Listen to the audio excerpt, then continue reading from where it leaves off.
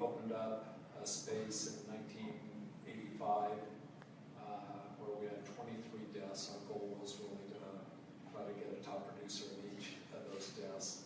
And what we didn't realize is that because we kind of controlled a lot of the inventory in the area that we worked, that a lot of buyer's agents wanted to come and work at our place as well. And so the company started to grow. And we actually, for the first 20 years, had kind of a small growth. I think after 21, 22 years, we were 2 offices and about 140 agents. And then when the market took a downturn in 2006, everyone started cutting back, and we decided we would take the opposite strategy. And we started to grow. We started in Northridge, but we then moved into Santa Clarita Valley, opened there, and then came out to Encino, Calabasas, Malibu about 3 years ago, and we're opening here in Westlake in about 2 months. So that's actually a very interesting thing you just said in regards to identifying an opportunity where everyone else saw a risk. How did you guys decide that was an opportunity when everyone else was shying away from that? Well, not that we're right and others are wrong, or we're wrong and they're right, but one of the things that we realized was we have a different formula. And a lot of the companies that are out there today they're kind of a cost-based company, meaning that they make their money off of agents paying costs. And they really don't care, in my opinion, how the agent does as long as they pay their fees. And we're not a fee-based company. We make our money only when agents sell houses. And so we have a vested interest in making sure that they are successful. So we tell them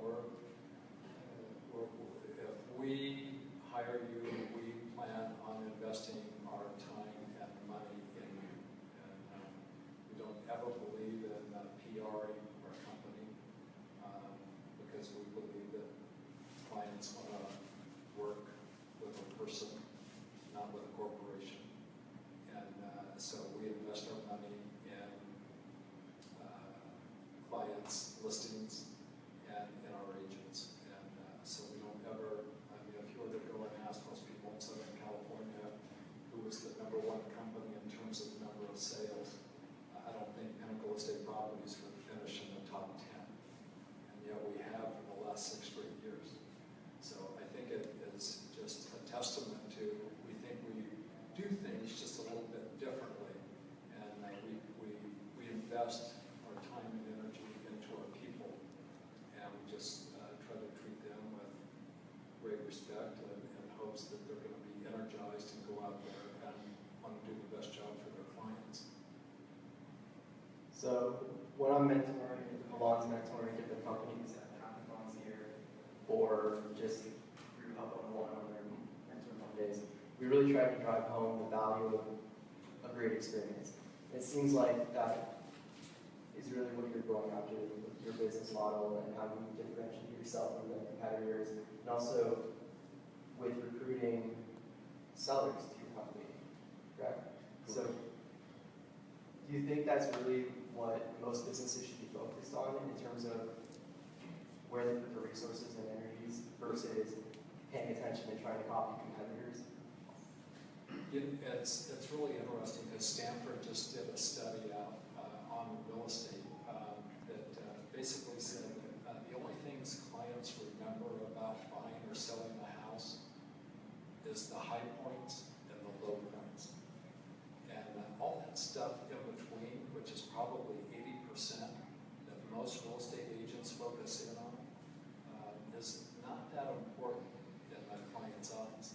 But so our whole goal is to create a lot more high points and a lot less low points for the clients. And we kind of like this, have an open discussion with our agent base and talk about what are the things that we can do during the transaction to create more highs for the client. And I think it really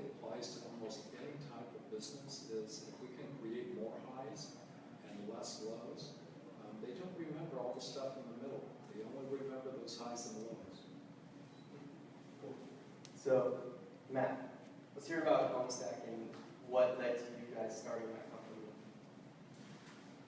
So that's actually a funny story. So Will and I started Homestack in the worst real estate market in the last decade, I would say. So everyone looked at us and thought we were crazy. We were going to start a real estate company and sell to realtors in the worst downturn market ever.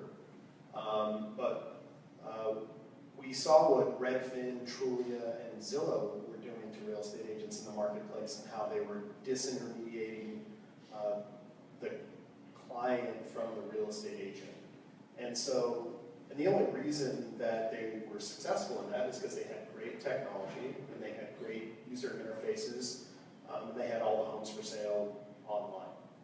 And so we wanted to take that experience, bottle it up, and sell it to real estate agents and give the power back to the agent to be able to service their client better.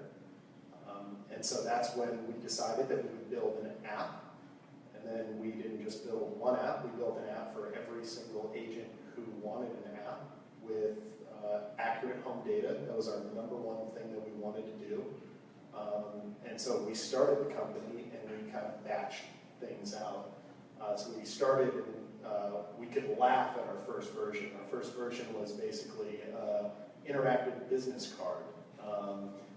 iOS 1.0, and you could call and you could see a bio of the real estate agent in the app. But all along, we wanted to create that searching experience, and finally we did.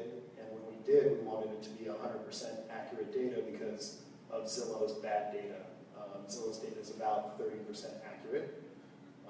And so, that's how we started the company, and it was to provide real estate agents the tools and the power to be able to service their clients better. So that kind of touched on another little side conversation that Dan and I had in regards to there's a lot of people out there that feel lost. They either aren't sure where to start with their idea or how to find that idea. It'd be interesting to hear about how you guys really figured out that strategy of, we're going to go out with this MVP that is really basic and doesn't do a whole lot, but we still believe that it offers a benefit to our potential clients. So what was your approach in figuring out what that benefit was and how to piece that together? So if anyone knows real estate agents, they love to put their faces on everything. Bus benches, business cards, all that great stuff. And so if you can provide something else where someone can put their face on it and sell it in real estate, we knew it would do very well. And it created great branding, great marketing, and we were using the term app store optimization and SEO before a lot of companies were, and we were creating applications. So Will and I, had never started a company before, didn't really seek out any advisement. We knew what we wanted to do, and we just put our heads down to the grindstone, and we did what I call a Visa round. So instead of seeking investment, we basically paid for everything on our credit cards, which was fun. And then we sold before Kickstarter and Indiegogo was out. We actually sold pre-orders to our product to take in money to be able to build the product. So we're selling dreams, hopes and dreams, basically, which you can't get away with in every company. If you want to start Tesla or SpaceX, you need a bunch of money for manufacturing. But in software, 5 years ago, we were able to get away with it. And so, yeah, we sold people on a product. They pre-ordered it, and they knew it would be out in 6 months, and we delivered. That's awesome. Yeah. So, as you guys have been growing, how do you guys decide what strategies to focus on, marketing and business development, energies and capital? You guys have a process to kind of test different things out, or you kind of just go all in on something? So yeah, we test things out. A lot of times we'll test it out with a focus group of our evangelist clients, we call them. So our evangelist clients, we will go to and say, hey, do you like this idea? This is what we're thinking about going out with. Please don't tell anyone. So we'll do a focus group with them after kind of doing a fact check, inside. Everybody thinks it's a good idea, as well as we get feedback through the application and emails, and we do something different than a lot of other companies where we really don't sell the product online. I mean, that's really unheard of for a software company.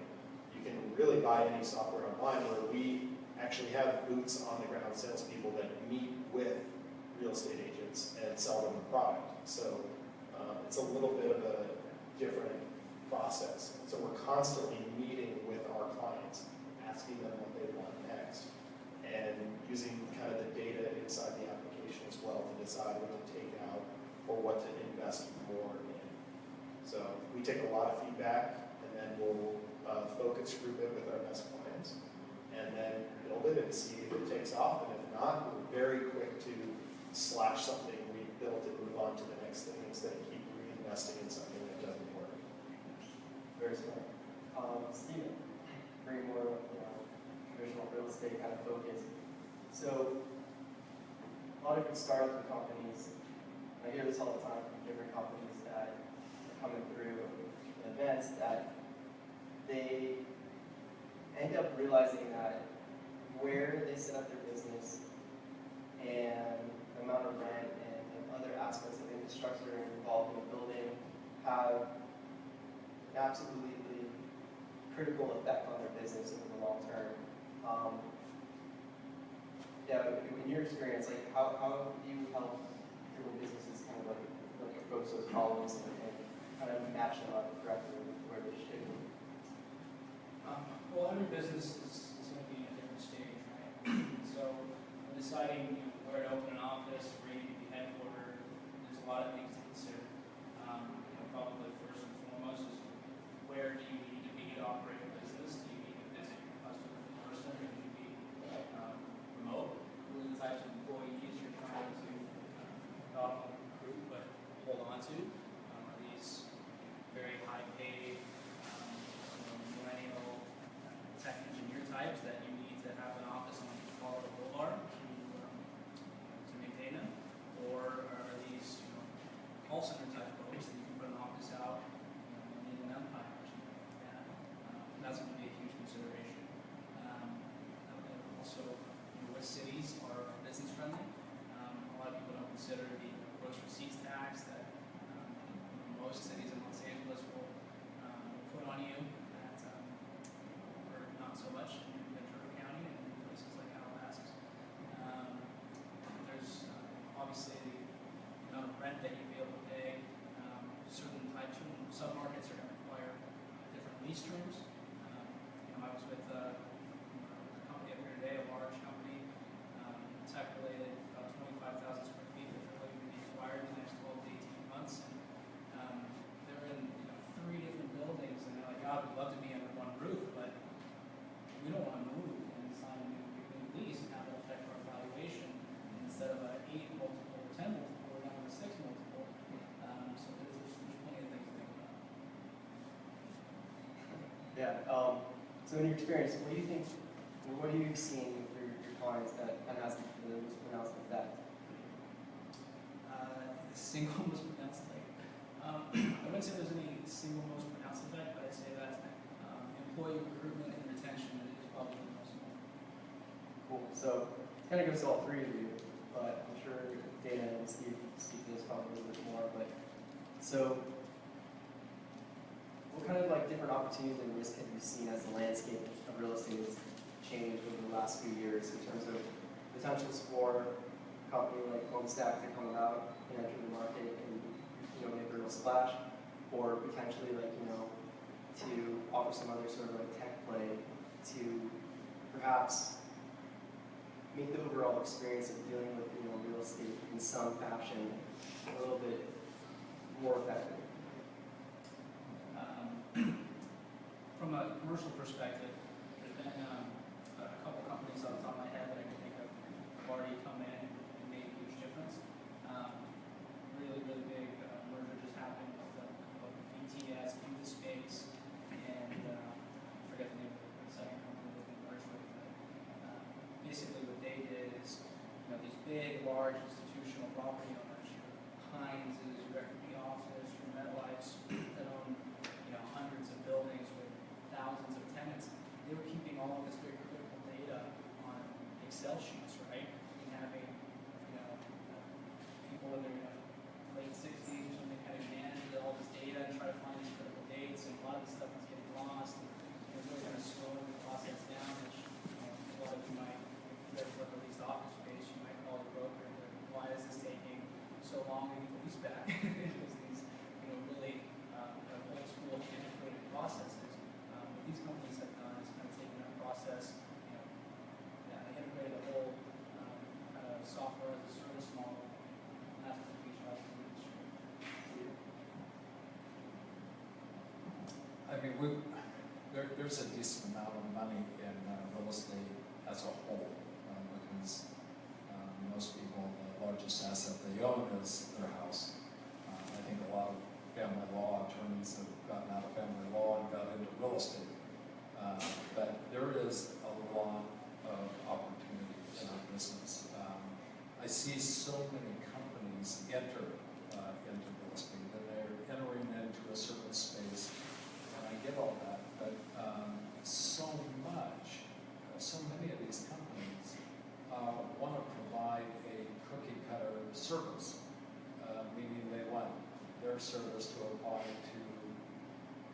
everyone's transaction. The reality is every house is different, every client is different, every transaction is structured differently, and we do it all while the marketplace is constantly changing. Interest rates are changing. There's a lot of different dynamics that come into play that I think a lot of companies don't think about. And the swings that take place, especially in California. I belong to a group called the Brainstormers. It's been in existence since 1955. There's 24 of us that all own independent real estate companies across the United States. We meet twice a year. We talk about what's working, what's not working, what new things are we going to be doing, and things of that nature. We'll fly in speakers and so forth. It's really interesting because we see all the new technology that's come in, and most of it has been really good. It's helped speed up the process, but it has nothing to do with building the relationships, because that is still one-on-one. You still gotta relate to people, and you gotta relate to them because it's one of the biggest emotional decisions that they'll make.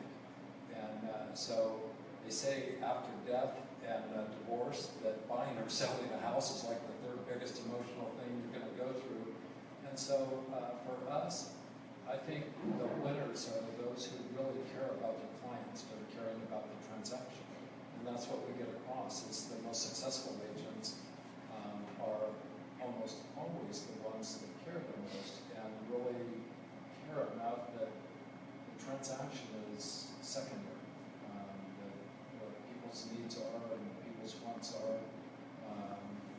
We went to write an offer on a fairly significant house today, and I just realized that, I think she's biting on just a tiny bit more than she could chew. And, just talking to her about it and having her kind of realize, what, I probably need to give this another 48 hours. So sometimes it's just trying to get people to make really good decisions. And I think in the long run, they're going to be with you forever.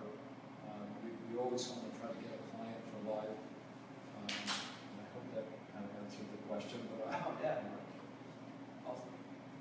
What did you ever, you've been involved in a shorter period of time, but I know you guys definitely latched on to a lot of what David was just speaking to Homestat, but in terms of product roadmap for Homestat, outside of just, running your focus groups with your customers, are you exploring other potential products that are extensions of that to try to solve perhaps these other, like, or essentially seize other opportunities that you might come across? Yeah, well, I mean, after what my dad just said, I kind of want to write a psychology AI chatbot for clients in real estate. But yeah, we have a couple. As far as the product roadmap goes, we probably have the next year already planned out, maybe a year and a half of different products that we're going to build that ease communication with the client, help relationship development, and just make everything easier in the process. Because, like what my dad said, it's the largest purchase you're going to make in your life. And it's funny because the National Association of Realtors released a stat that people don't know the real estate agent's name 90 days after a transaction. So it's the largest purchase you're going to make in your life. When I give this talk to real estate agents, I ask them, do you remember the guy that sold your car's name? And a lot of people don't remember. So we're building tools to try and increase that communication and relationship development, as well as make things easier within the transaction. Yeah, that's great. So it's kind of like, yeah, for all three of you again. When we're doing the hackathons here, HUB101 and Matter Labs, we try to focus on 3 key things that we think every business needs to really do well. One is experience, and the product and service is an extension of the experience you're giving people. Sales and marketing, and then operations. So for each of you, do you think one is more valuable than the other? Do you think perhaps one of them stands to be more valuable at a certain stage in a company's life cycle? And which one do you guys have the most fun focusing on? I think in my business that, unfortunately in commercial real estate, there's a lot of great firms out there and a lot of great real estate brokers, so it's a very hyper-competitive business. And plenty of guys out there that'll do a bang-up job. But to your point of it is literally the relationship and it's the people that care. It is really going about the experience. So I think some of you are here and looking for the opportunity and how could we create something in the real estate realm that kind of helps either people like me in real estate or people that I serve and finding office space. It's there's really no substitute, at least right now, for picking up the phone or a client lunch or a client dinner or hosting an event, something like that that can really create that experience. But if you guys can find an app that helps with that, that would certainly make at least me and Dana's life easier and free up some time. I think one of the things that we look at is National Association Realtors did a study that took a long time and was really very telling. They said that 88% of clients strongly approved of the job that the real estate agent did, but only 13% of those people used that agent on their next transaction. And that was very telling for us because, and I knew it was true, because I looked at my own career and I saw that, our whole goal years ago was you sell a house, and then you sell another one, and then another one, and another one, another one, another one. And next thing you know, the years gone by and you start over and you keep going. And we weren't really taught to go back to that client that bought from us originally. And so now we place a heavy emphasis on that a lot of our clients don't just own one home.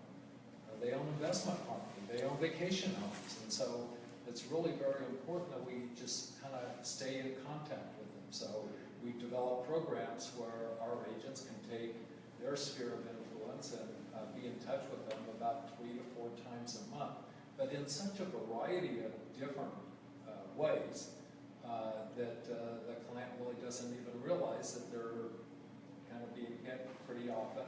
And so the name recognition and the client, the agent is in front of them quite a bit. So for us, it's really about relationship. I hear all these different tools all the time, and a lot of them have really helped in terms of from a transactional basis. But in terms of really communicating with the client, that is number one. And what do I like to focus on? I like to really focus on growth. When I meet with agents, which I meet about 4 or 5 agents every day, going over their game plans and their goal setting, their passions. One of the things that we really take a look at is what are the systems that they have in place so that they're in constant contact with their database. And I tell them, hey, listen, you don't have to ask them, are you ready to buy a house? Or, do you want to sell? Just build friendships, People pick agents based upon 4 criteria. They want to like you, they want to trust you, they want to have seen or heard from you recently, and they want to know that you're successful. And if you have all 4 of those and you're staying in contact with them, they're going to pick you. They're going to give you a call when it's the right time for them. So that's what we focus on. I kind of tell people, I think it would be almost hypocritical of me to tell our agents to grow your database and us cut back. I think that's hypocritical. So we went out on a limb. I don't know what it was. I turned 55 and I started to take a bunch of risks in my life. And so we started opening offices, but we said, after we opened the first couple, we just said, what, we're not going to do it just to do it. We're going to do it when opportunity arises. So I get a phone call about a month and a half ago, and it's a lady I know that is high up in a great real estate organization, Manhattan Beach, and she saw that we're doing really well at Malibu, and she said, you know what, our company owners are struggling, and would you come to the South Bay? And we really gave it some thought. It would have been very easy to kind of move in there. It wouldn't have cost us a lot. But they were starting to lose some of their top producers before we could ever get out there. So we decided to pass. But in Westlake Village, we don't even have an office yet. And I've got 16 agents. One agent wanted to come over, and they just keep coming over. So I think the word has kind of got out that if you really care about your agents and you want to show them ways for them to be more successful and really help their clients become more successful, I think they'll gravitate towards you. So at Homestack, we like to focus on,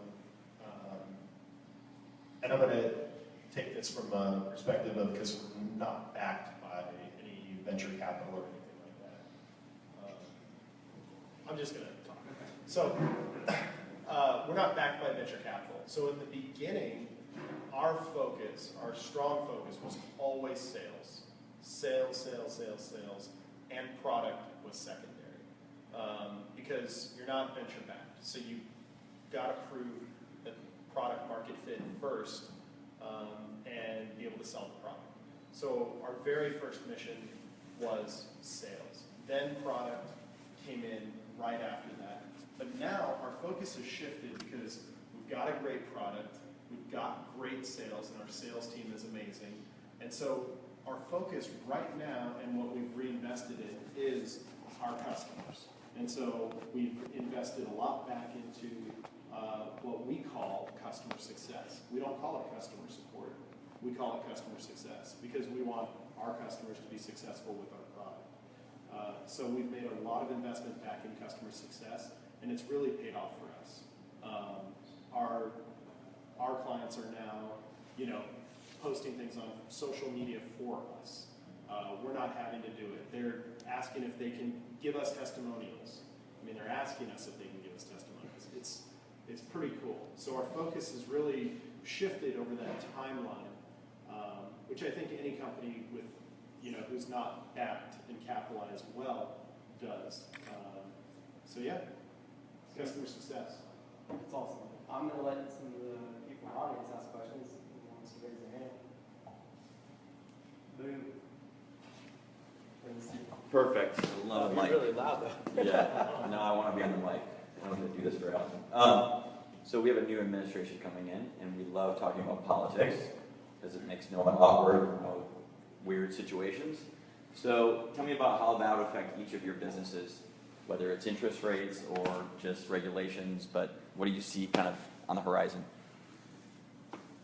On the commercial side, I guess it's yet to be seen. I think we all kind of gasped when Trump was elected, and kind of like, oh, well, how was the market going to react? But it seems to be a very resilient market that completely bounced through Brexit and bounced through the Trump election. So he hasn't taken office yet, but they've been saying we're in the 7th inning of this real estate cycle for 3 or 4 years now, and we don't see, I think it's keep going ticky top. Rents in Santa Monica in the last 3 years are probably up 35%, and that's not uncommon from the greater markets in LA, and even the Conejo Valley rents are starting to tick up, and the vacancies are starting to go down. So as of now, everything's full speed ahead.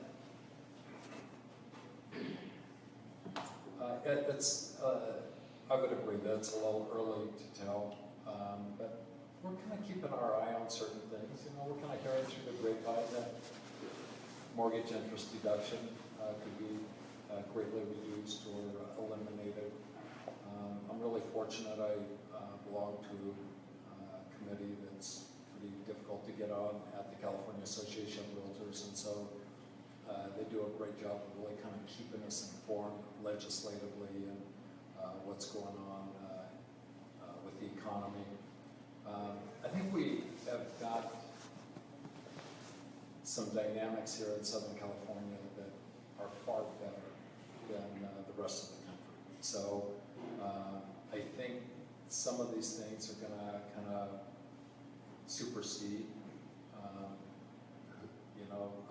whether it's President Trump or anyone else. Just simple supply and demand.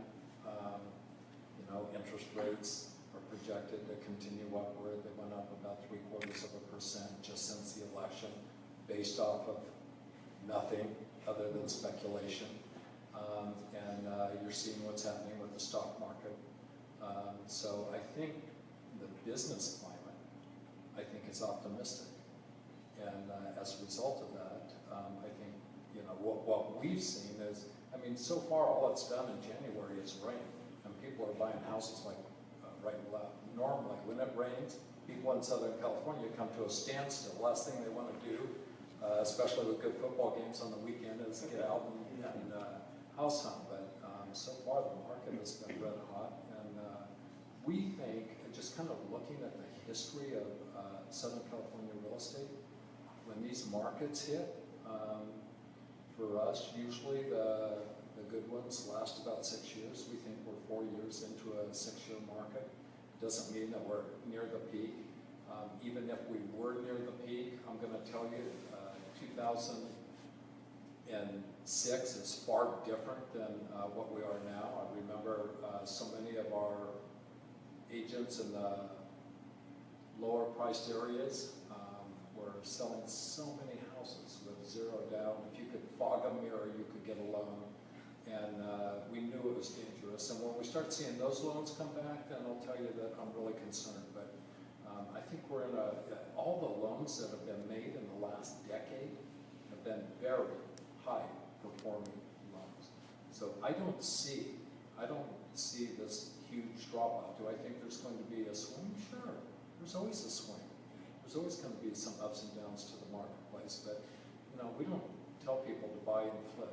If you're a smart investor, especially 4 years into a 6-year seller's market, I think the right thing to do would be to buy and hold, and if you hold over the long term, you're going to do extremely well, especially if you know how to pay your loan off a little faster. So there's a lot of different ways, I think, to make money and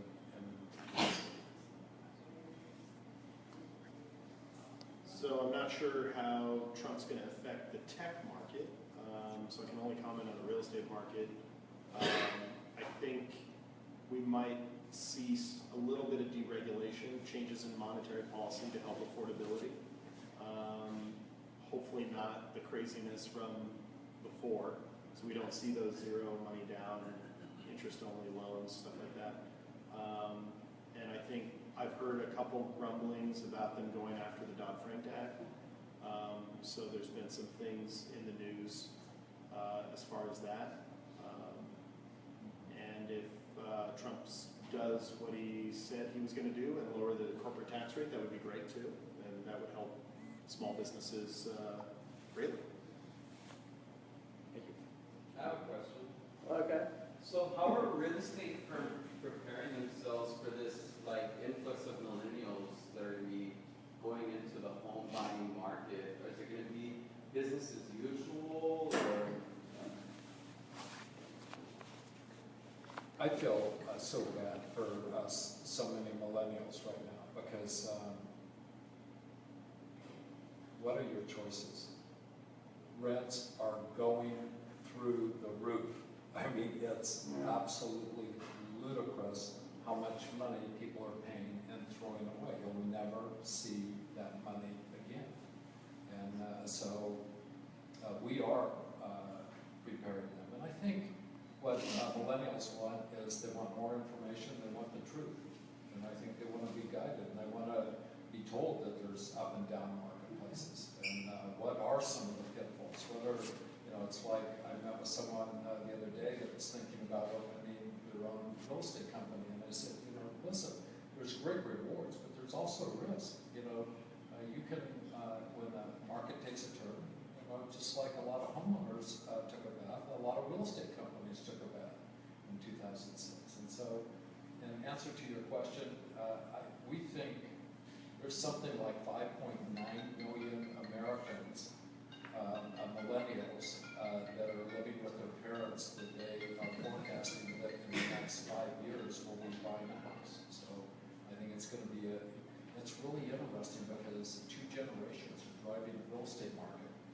You've got the baby boomers that are selling, and you've got millennials that are buying. So I don't know that the millennials have the same thought process in terms of house. It was very common 7 to 10 years ago to buy a house with a big lot, a big house, and we're not seeing that even with the very well-to-do millennials. I'm going to say that, I know this sounds crazy, but most of our sales that are over $5 million in Malibu, 5 to 25 million, are being bought by people under the age of 40.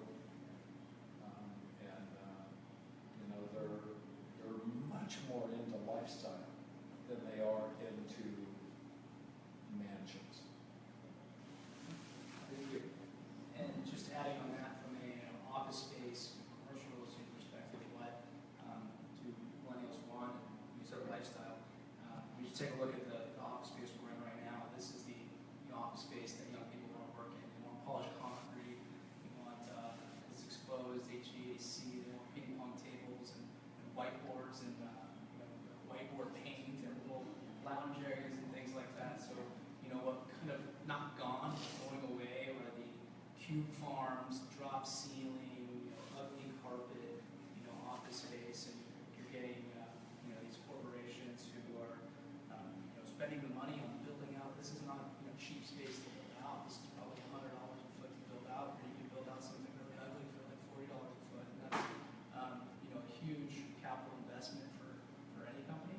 And you can also see them take less space because you have people who are working remotely who want to travel, and you also see these institutional landlords having a lot more friendly policies like bringing your dogs and having food trucks. So the impact that millennials have had on commercial real estate and office space is huge. Who else has questions? You all compete, it seems, against very large companies. What do you think is the key factor that has allowed you to outmaneuver? Hustle. That was awesome. You gotta get up earlier, stay later, work harder, chase people like Patrick Miller around until he takes your phone call. It's, it's hard, because for me, you really have to find your niche. I used to work for the biggest real estate firm in the world. Business from Fortune 500 companies was absolutely handed to you. If you lost it, it went to number 2, and it'll eventually come back to number 1. And that business very rarely goes to anybody else. So you have to find, which business you can go after and win, and do your best to absolutely make sure your product's better for that niche. Make sure that's your, we talked about experience. Make sure that is top notch 100%, and don't mess up.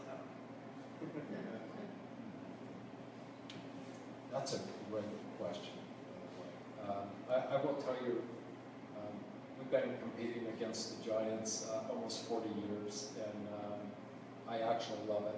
Every company has their strengths and their weaknesses, and so I used to coach football, and one of the things that you do is you got to find out what the other team's strengths are and what their weaknesses are, and you got to take advantage of it. And so that's really what we do. The bigger you are, the slow moving you are. And so you try to realize that we can move at a much greater pace. We can make changes on the fly. And we're not about promoting our name. We don't really ever do that. They wanted to put us on the cover of the California Association of Realtor magazine. I said, I'll do it on one account. And they said, what's that? And I said, that the article not be about Pinnacle. If you'll write about our agents, I'll be perfectly fine with that. If you want to write about our clients or their experience, I'll be fine. But I'm not going to sit here and talk about the company, because that's not what we're about. So our focus really is 2 things. It's really our clients and our agents. It's not about promoting our company name. I get enough credit that I don't deserve already. So I like competing against the bigger companies. We do have affiliations. We're with the largest referral company in the world, leading real estate companies in the world. So we can refer our clients anywhere in the United States. We have clients that move from Westlake to Paris, and we can help them make sure that they get a great agent there. Also, part of that is with leading RE, we get what's called luxury portfolio. I believe luxuryportfolio.com is the leading real estate site in the world.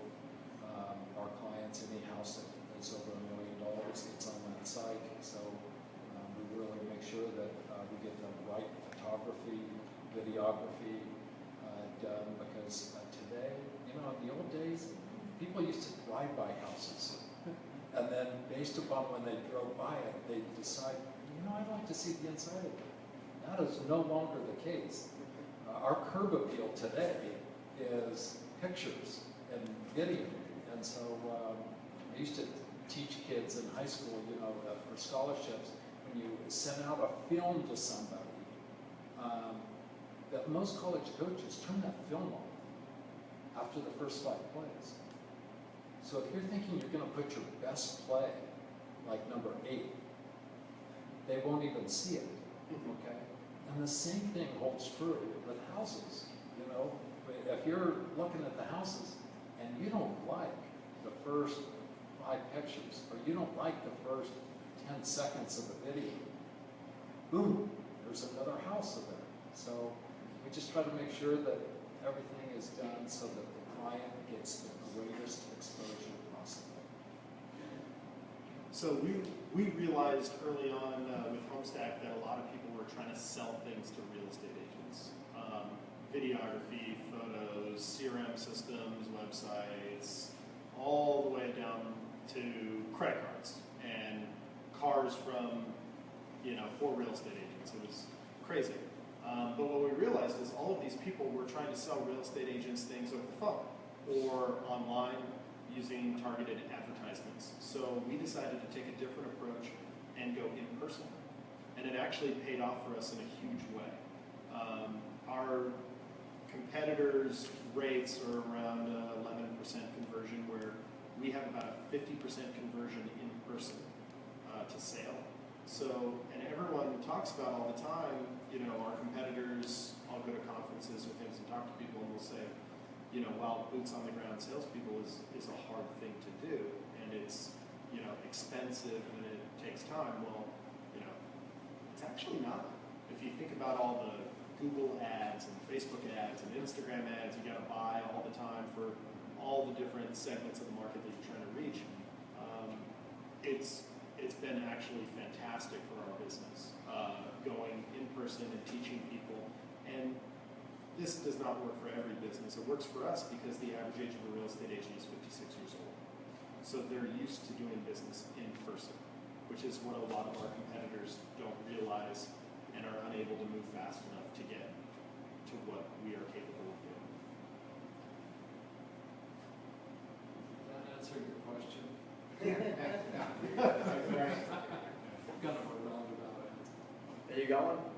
Yeah, Dana, you mentioned that you touch your folks 3 to 4 times per month in different ways.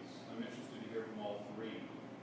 Business is a contact sport. Obviously, you all have good relationship skills.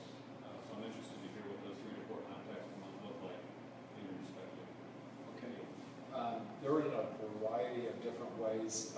Most of what we do and most of the things that we send to our clients have nothing to do with real estate.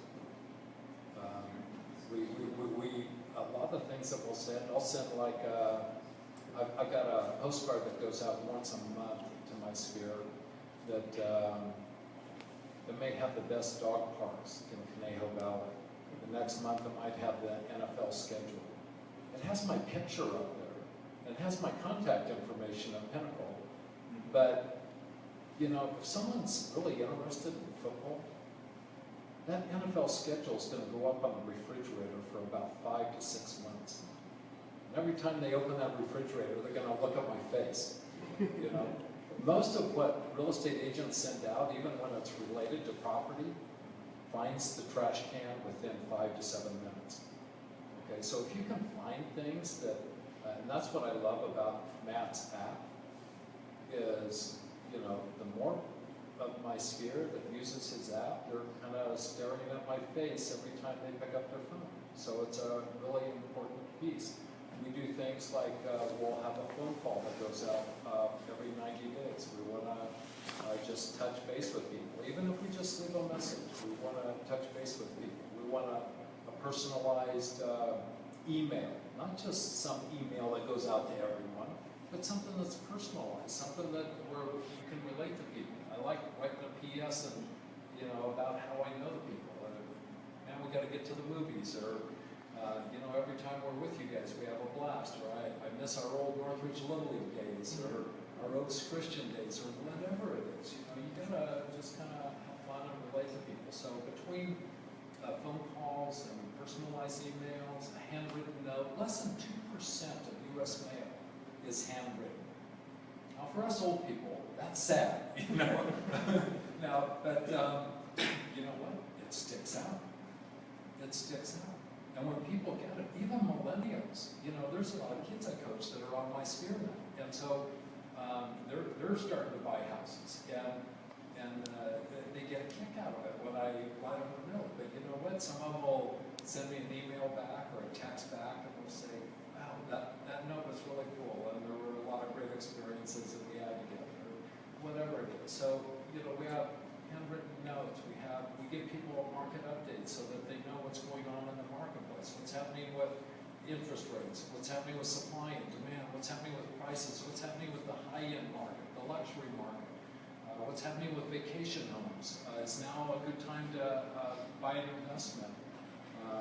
We invite people once a quarter to an open house that we're going to have, just so that we can sit in a house probably most of them could never afford.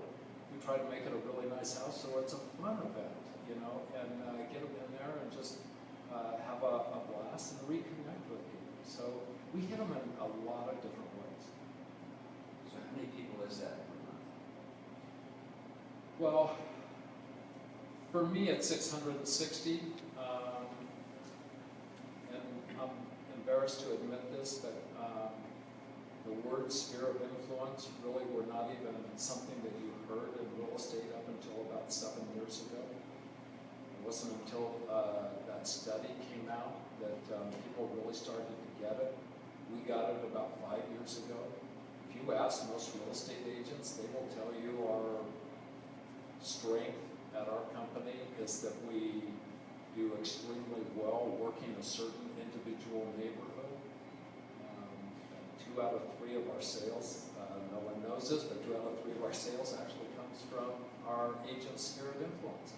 And it's because people choose an agent based upon who they like, who they trust, who they've seen recently or heard from, and who they see as successful.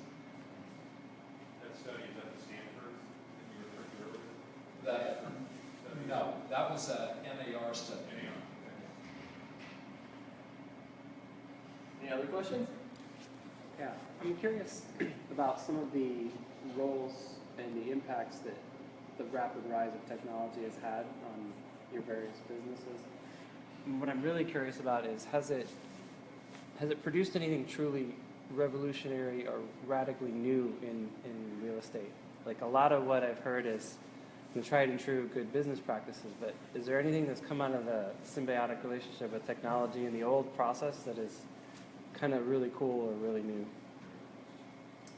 Let me think about that for 1 second. I'll pass that back. For us, yes, in a huge way. I mean, I will tell you, when all the listings hit the internet, I'm going to say 3 out of 4 agents felt like they were out of a job. And I said to him, man, that is really sad that you see yourself as just someone who has information that someone else doesn't. I said, the internet, if you just take a look at a great big board, and there's a million dots on it, that's what each piece of information is. But to be successful, you've got to connect the dots. And that's really what a good real estate professional will do, is they have the ability to connect those dots. So yes, for us, it's been huge. People now have as much information as we do. Now, can they connect those dots? Generally not, because there's so much misinformation out there. I mean, all you have to do is watch the election, right? You heard every side 5 different ways, okay? But the same thing holds true with real estate. You know, if you get on, I'm actually teaching a class at our company on connecting the dots, and I've just been researching things about how many people feel like the real estate market is going to collapse, how many people think it's the perfect time to buy a house. It's so funny, but you've got to kind of look at each person as an individual, where they're at in their life, what neighborhoods they're considering. You know, some neighborhoods are doing phenomenal, and other neighborhoods are struggling a little bit. Certain price ranges are doing incredible. Other price ranges, not so much. So you really gotta kind of know, because when you invest in real estate, the risk is pretty good. The reward, we all know the reward is great, but you know, you gotta make sure that you're doing the right thing. And for technology, yes, it's revolutionized our business, because we no longer are the holder of all the information. And so now we're someone that just kind of helps people along during the transaction. Transactionally, a lot of things have changed too. Everything is on our tablets now. So, you know, we used to, if we saw an amazing house and we were with the client, we'd have the sales form. We'd write the deal on the card, you know, because we wanted to get it to the seller right away before the house sold to someone else. So today, no, everything is done on the computer. It's streamlined and it's neat and it's pretty. And you know, the other thing that it's done is when we opened our company, we worked off of a 1-page purchase agreement. Today, we probably have 150 pages of fine print. by the time a file is done.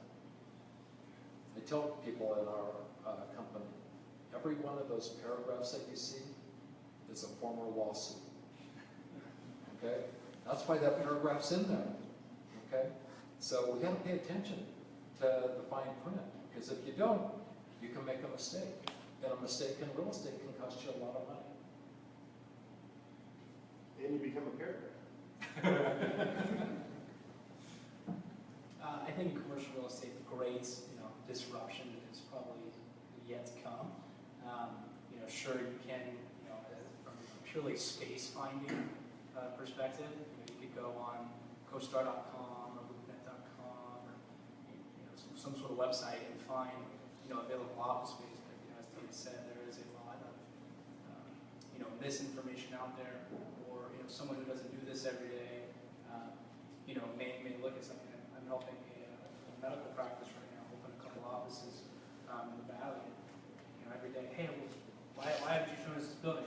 It's like, well, it's an industrial warehouse, and it's not parked to the medical requirement, and by the way, it's falling down. But they say, well, I saw it online, and I'm going to call that guy. So there's a lot that could be improved, I think, in the commercial real estate side. But there is strides where there is like transparency, where people can look and see what's going on. And then in terms of like short-term leasing, company HUB101, other companies like WeWork provide this really hip, collaborative environment at a very expensive. Well, I'm not sure the HUB101 price. I'm sure it's very affordable. But WeWork is typically very expensive, especially on like a dollar per square foot range is how we would typically look at that.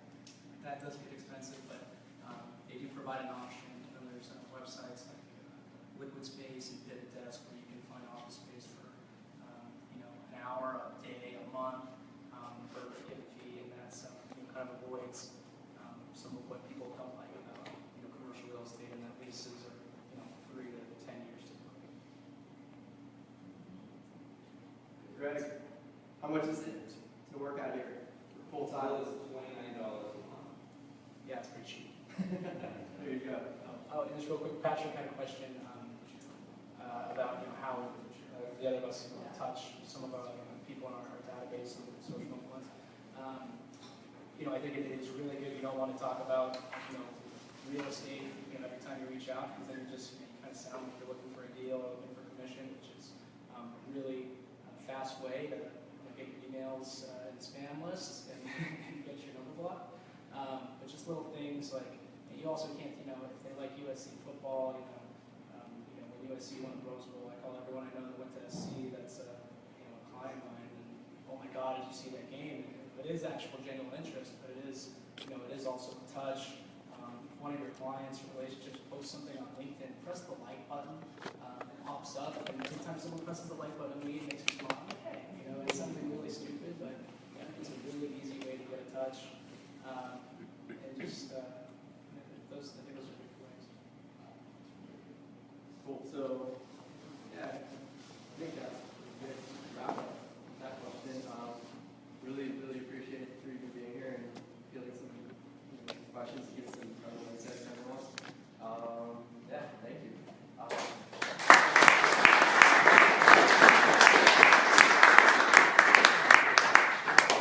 So, a couple of these guys are going to be attending at the Real Estate AEC Startup Job Fair a week from today, Wednesday, at Agora Event Center. We're having a big conference. If any of you work in real estate and you'd like to be on the expo floor, either shoot me an email or find me, and I'll give you contact info. Be happy to get you on there too. We also have that weekend-long hackathon, which is the 27th and 29th. If any of you have ideas that you want to work on and launch, and the goal is to actually get a customer by the end of the weekend, working with mentors and other people that are participating. Again, find me, I'll give you information. We got flyers all around the space, the green ones, let you know about that. Yeah, that's the gist of it. So thank you for coming and hanging out. Thanks for bringing